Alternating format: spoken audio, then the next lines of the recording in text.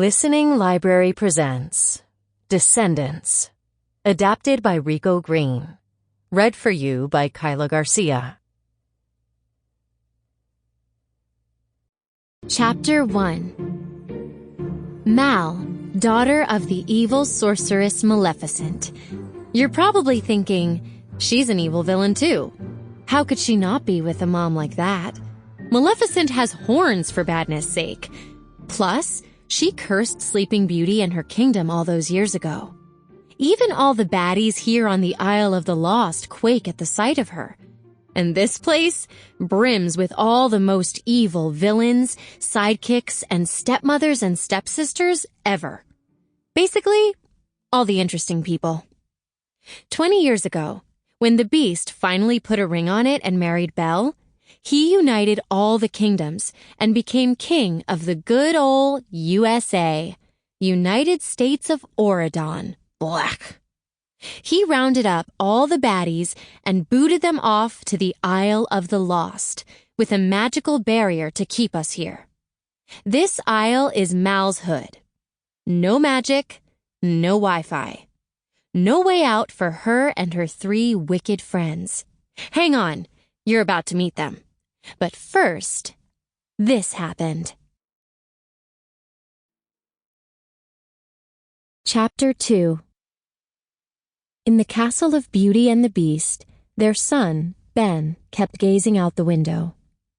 Even from way across the sparkling blue sea, Ben could see the magical barrier flickering and shimmering over the Isle of the Lost.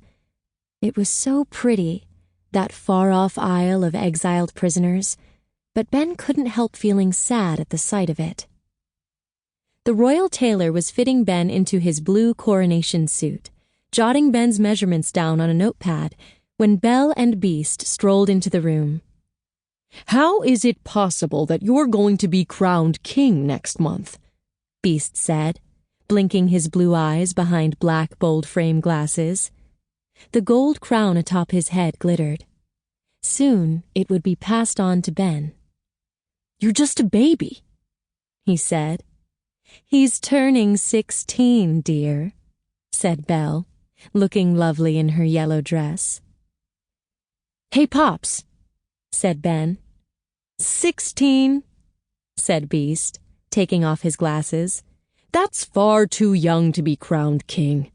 I didn't make a good decision until I was at least 42.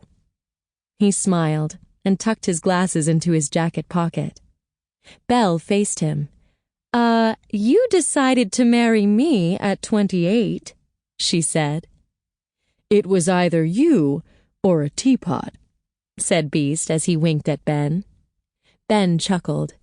"Kidding," said Beast, his eyebrows dancing. "Mom, Dad, I've chosen my first official proclamation," said Ben. Beast and Belle looked at each other and smiled. "I've decided that the children on the Isle of the Lost should be given a chance to live here in Oregon," said Ben. His parents gawked at him wide-eyed. The tailor, sensing the sudden tension, sat down. "Every time I look out at the island," Ben said, gesturing toward the isle out the window, "I feel like they've been abandoned." "The children of our sworn enemies," said Beast. "Living among us?" "We start out with a few at first, only ones who need our help the most," said Ben. "I've already chosen them." "Have you?" said Beast, his eyebrows furrowing. Belle placed a hand on Beast's arm. "I gave you a second chance," she said. She looked at Ben.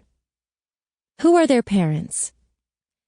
"Cruella de Vil, Jafar, Evil Queen." Ben took a breath. "And Maleficent." The tailor gasped and dropped his notepad. "Maleficent?" shouted Beast. "She is the worst villain in the land." "Dad, just hear me out here," said Ben.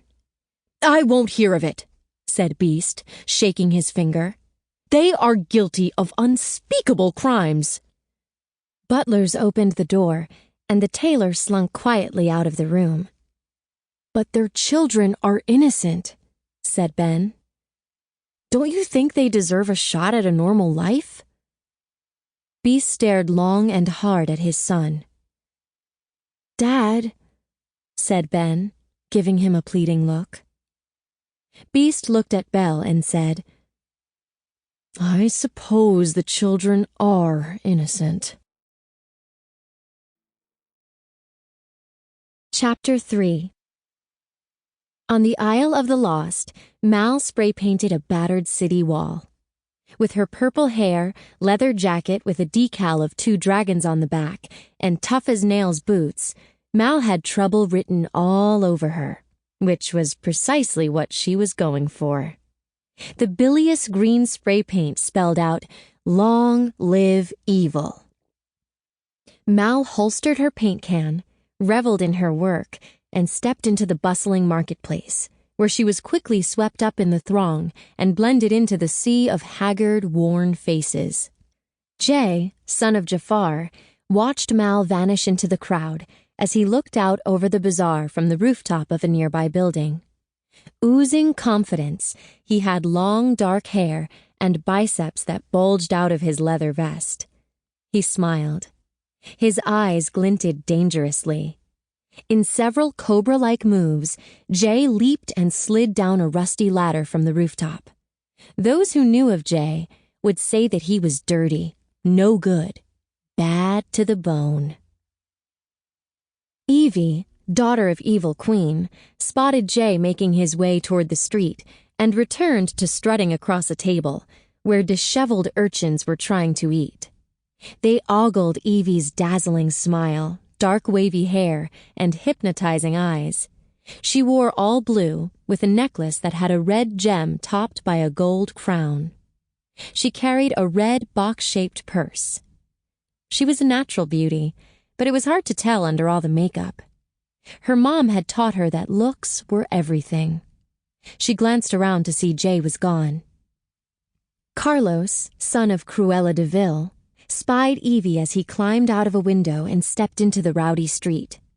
Carlos was a skinny teen with white hair with black roots, and he was all decked out in a red, white, and black leather jacket and boots. As he walked through the bazaar, he stole a handkerchief and then swiped an apple. Villagers considered him a callous lowlife, and he loved them for it. Evie and Mal emerged from a back alley. Carlos raced up to them as Jay leaped down from a building to join them. The 4 friends were united once again. They slid aside a chain-link gate and marched from warehouse to warehouse. They ran through clothes hanging on lines and banged old washing basins. Mal spray-painted an M onto a shower curtain. Jay stole a teapot. Evie flirted with a merchant. Carlos kicked over a food basket. As they stomped out onto the filthy street, the friends struck fear and respect into the hearts of the street hawkers, pickpockets, and scam artists. The 4 teens were truly rotten to the core. Mal snatched a lollipop out of a child's hand, and it began to cry. She held up the lollipop triumphantly. Mal's friends laughed. They were pleased with her stunt. Suddenly, a shadow loomed in their path, and all the merchants scampered away, hiding in shops. It could only mean one thing. Henchmen appeared and cleared the way to make room for her royal wickedness, Maleficent, mistress of evil.